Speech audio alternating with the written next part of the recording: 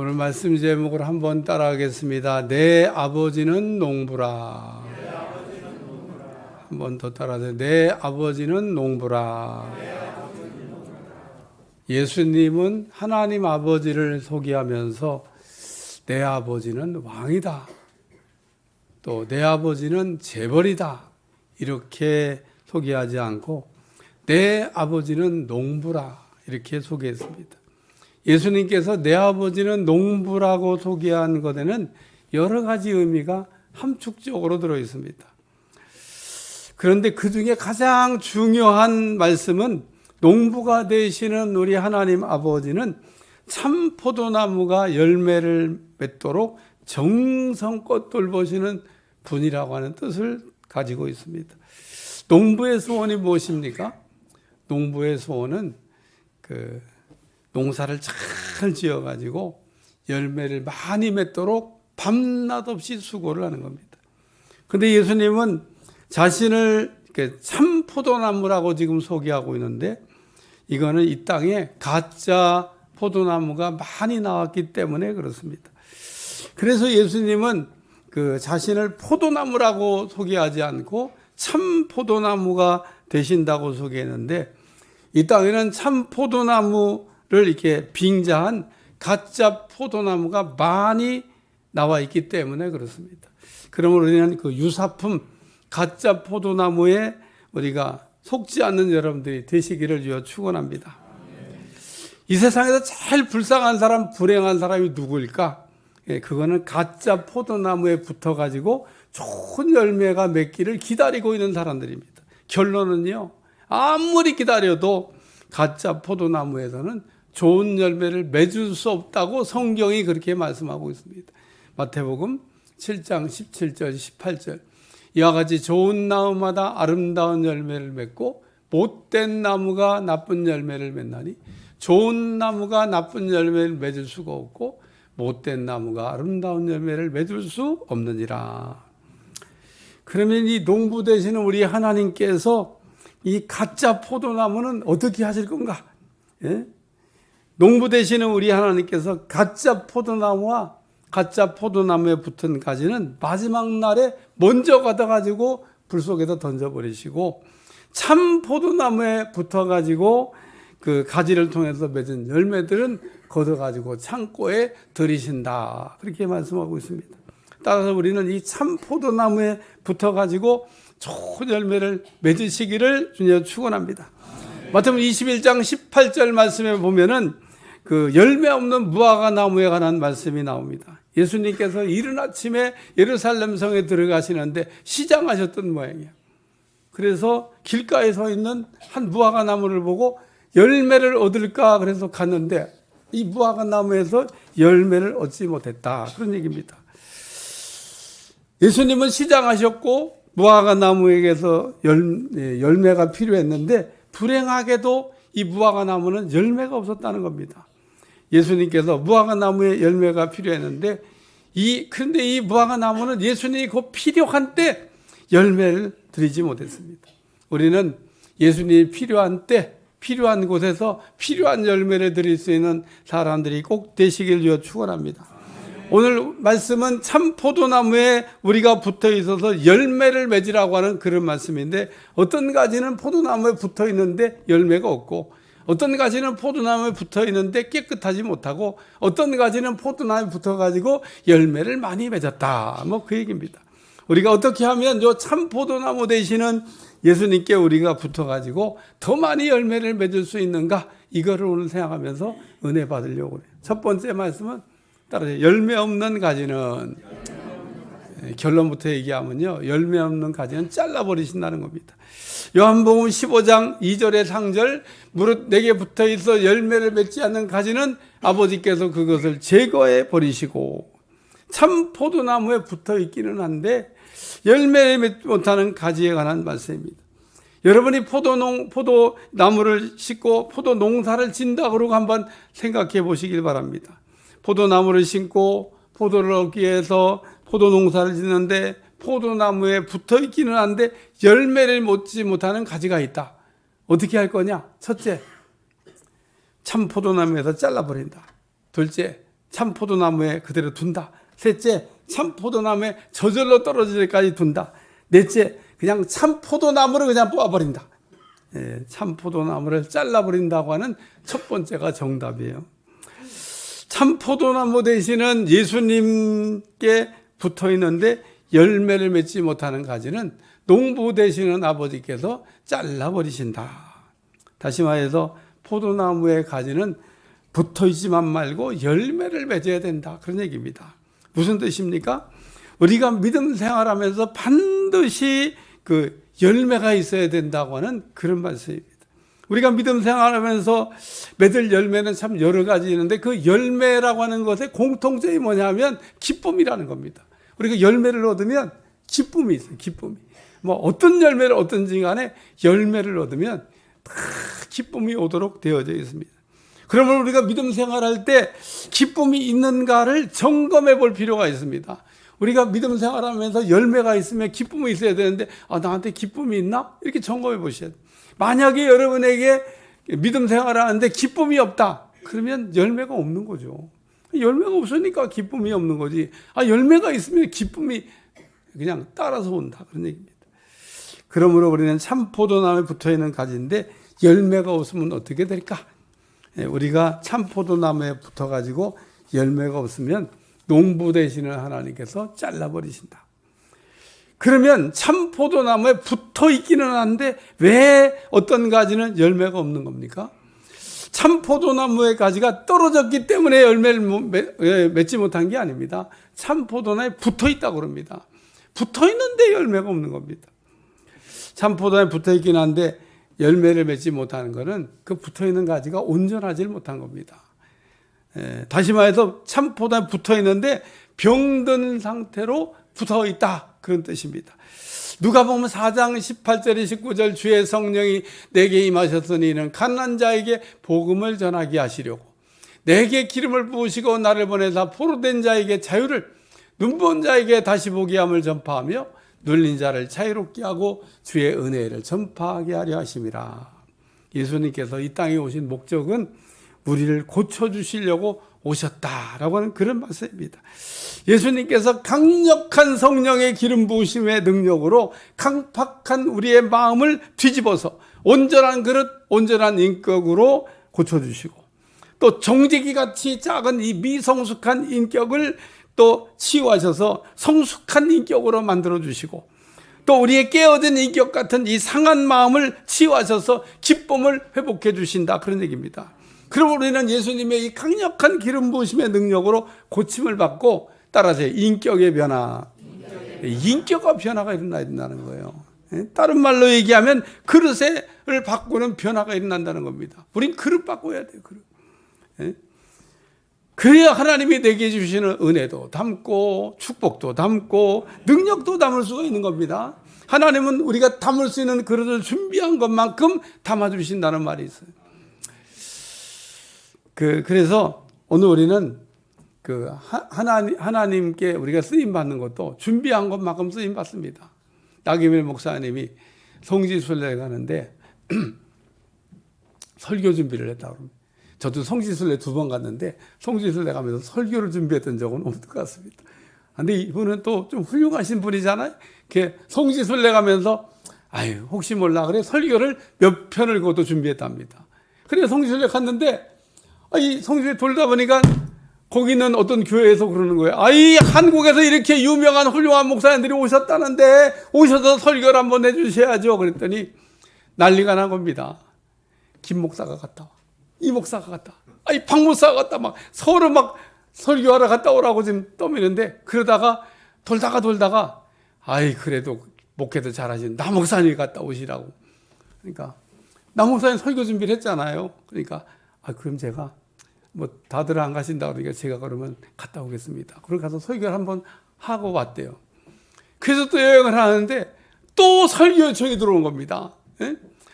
이게 한국에서 또 훌륭한 목사님 오셨다는데 오셔서 설교해달라고. 그러니까 이번에는 미루고 자식할 것도 당연하게 남 목사님 갔다 오라고. 그래서 남 목사님 또 갔다 왔대. 그래서 그렇게 저렇게 설교를 여러 번 하게 됐는데 한국에 돌아올 때 가만히 생각해 보니까 자기가 딱 설교 준비한 것만큼만 하나님이 쓰셨더라. 그런 말이 있습니다. 여러분, 하나님 앞에 그러므로 우리가 그릇 바꾸라고 할 때 그릇만 여러분 준비하시면 하나님은 여러분의 그릇만큼 채워주시고 또 준비한 것만큼 쓰시는 은혜가 임할 줄로 믿습니다. 그래서 우리는 예수님 안에서 그릇을 바꾸고 열매를 맺어야 돼요. 만일 우리가 참 포도나무에 붙어서 열매를 맺지 못하면 잘라버린다고 경고하고 있습니다. 우리는 하나님께서 조금 이렇게 우리가 좋은 말씀을 하실 때 듣고 순종해야 될 줄로 믿습니다. 왜냐하면 하나님 우리한테 처음 얘기할 때는요, 항상 부드럽고 좋은 말씀으로 그래 이렇게 해라 그러고 권면하십니다. 근데 그렇게 할 때 말 안 듣잖아요. 그 다음엔 좀 세게 얘기하십니다. 하나님 좀 세게 얘기하시고 때에 따라서는 책망도 하시고 때에 따라서는 아프게 때리기도 하십니다. 그러니까 첫 번째 얘기할 때 잘 듣지. 하나님 첫 번째 얘기할 때는 말 안 듣다가 두 번째 하나님이 얘기하시는 얘기를 들으면 안 된다. 구약에 보면 발람이라고 하는 선지자가 나와요. 어느 날 모압이라는 나라에서 발락이라는 왕한테 초대를 받았습니다. 올라와가지고 이스라엘을 저주해 달라는 거예요. 그래서 하나님 앞에 물어봐야지 그랬더니 내가 그래 하나님 저 모압에서 나를 초대하는데 갈까요? 그러고 물어봤더니 하나님이 가지 마라. 그래서 온 신하들한테 하나님이 가지 말라고 해서 나 못 갑니다. 그 신하들이 고개 돌아가고 이제 모압 왕 발락에게 보고합니다. 안 온답니다. 그러니까 이놈들이 말이야 내가 보냈으면 잘 모셔갖고 올 거지 그냥 오냐고. 이번엔 더 좋은 조건으로 이제 그 신하들에게 다시 보냅니다. 이 신하들이 와갖고 막 발람 선지자의 구미가 당기는 좋은 제안을 하니까 발람이 참 가고 싶은데 그래서 하나님을 또 물어봐요.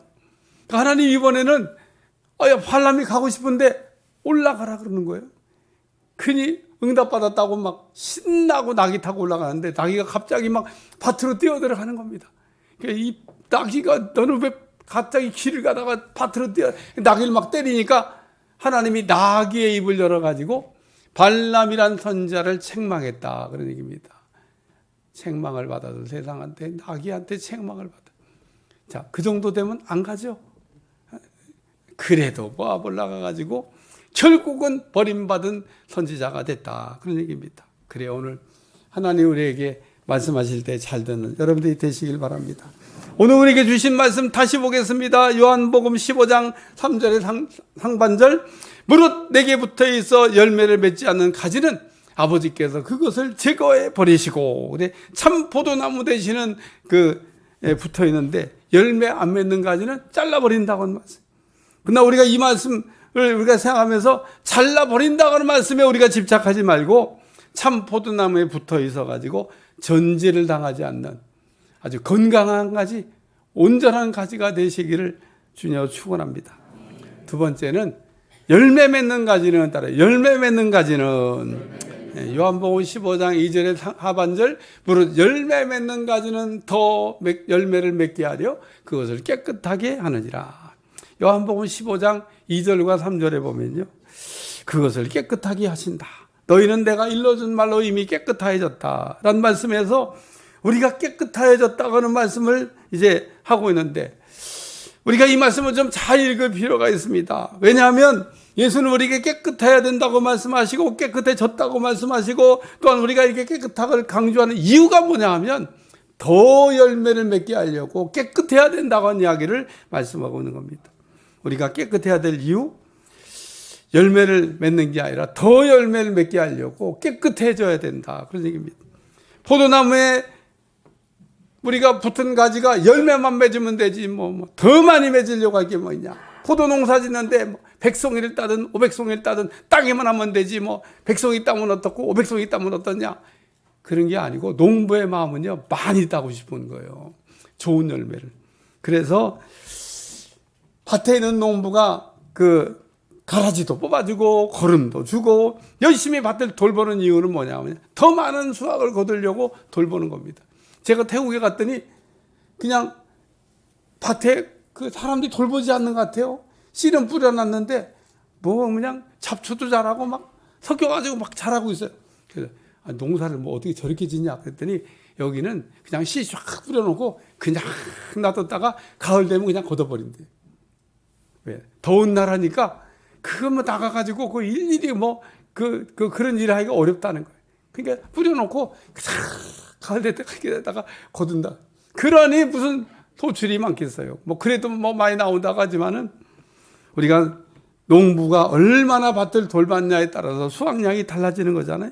그러면 우리가 참 포도나무에 붙어 있어 더 많은 열매를 맺고 싶다면 깨끗해져야 된다는 거예요.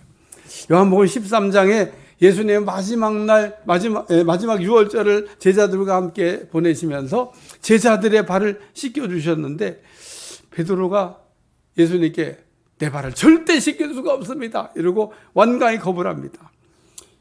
예수님께 발을 씻겨줄 수 없다고 거부하니까 내가 너를 씻지 않으면 네가 나와 상관이 없다. 또 이렇게 얘기하시니까 그러면 발뿐만 아니라 그냥 손도 머리도 씻겨달라고 얘기합니다. 예수님이 말씀하시기를 온몸을 씻은 사람은 발만 씻으면 되느니라. 그러면서 발을 씻어서 깨끗하게 하라고 말씀하셨는데 오늘 우리가 예수님을 그러므로 믿고 깨끗하게 된 사람은 발만 씻으면 된다. 날마다 우리가 자범죄를 짓는 것을 씻어서 깨끗하게 된다는 겁니다. 생각으로 짓는 죄, 성품으로 짓는 죄, 또 우리가 습관적으로 짓는 죄들을 씻어서 깨끗하게 한다는 겁니다. 우리가 가령 예를 들면 나쁜 생각을 했다고 처벌받는 게 아닙니다. 우린 참 나쁜 생각 많이 합니다. 길 지나가다가 남자들 예쁜 여자 보면 아이고 참 예쁘게 생겼네. 근데 그런 생각을 하면 예수님 뭐라고 그러냐면 너는 이미 간음죄를 졌느니라. 그리고 또 누구를 이렇게 마음속으로 아유 저놈은 진짜 미워 죽겠네. 그리고 미운 생각을 하면 너는 이미 살인죄를 졌느니라. 그러니까 오늘 우리가 생각만 한 건데 여자 이쁘다고 생각한 건데 간음죄를 졌다 그러고 누구 좀 미워가지고 미운 생각을 했는데 살인죄를 졌다고 우리 주님이 얘기하고 있습니다. 그러므로 오늘 우리가 이 생각이라고 하는 거로 하는 것 같고 처벌을 받지는 않지만은 만약에 우리가 생각하는 거 갖고 처벌한다 그러면요 여기 있는 분들 매일 그 재판장 앞에 가고 판사 앞에 가고 재판 받아야 돼요. 예? 왜? 생각할 때마다 가서 재판 받아야 되니까. 근데 그런 건 처벌 안 하니까 그나마 다행인 것 같아요. 그러나 오늘 우리가 생각하는 건 자유지만은 좋은 생각을 하시기를 주여 축원합니다. 오늘 우리 무엇보다도 생각 관리를 잘 하셔야 됩니다. 왜냐하면 우리가 생각이 고장나면 듣는 것도 안 되고 보는 것도 안 되고 분별도 안 되기 때문에 그렇습니다. 성경에 야곱과 요셉이 꿈이 있었던 사람인데 야곱과 요셉이 꿈을 통해서 하나님의 인도를 받았던 사람입니다. 야곱은 베델에서 하나님이 꿈에 나타나고 사닥다리 환상을 보여줬고 요셉은 17살 때 하나님이 주시는 꿈을 꿨는데 결론은 이 야곱이나 요셉이 꿈을 꾸는 사람, 꿈이 있는 사람이 된 거는 생각 관리를 잘했기 때문에 그렇다 그런 얘기입니다. 좋은 생각을 했기 때문에 그 좋은 생각에서 꿈을 꾸는 사람이 됐다. 생각 관리를 잘 하시길 축원합니다. 반대로 가룟 유다는 악한 생각을 하다 보니까 마귀가 가룟 유다의 생각 속에 예수님 팔 생각을 넣었고 결국은 가룟 유다는 은 30냥이 예수님을 팔았습니다. 예수님을 붙잡는 길잡이가 됐습니다. 예수님이 누군지 알려주기 위해서 거짓 입맞춤을 했다 그랬습니다.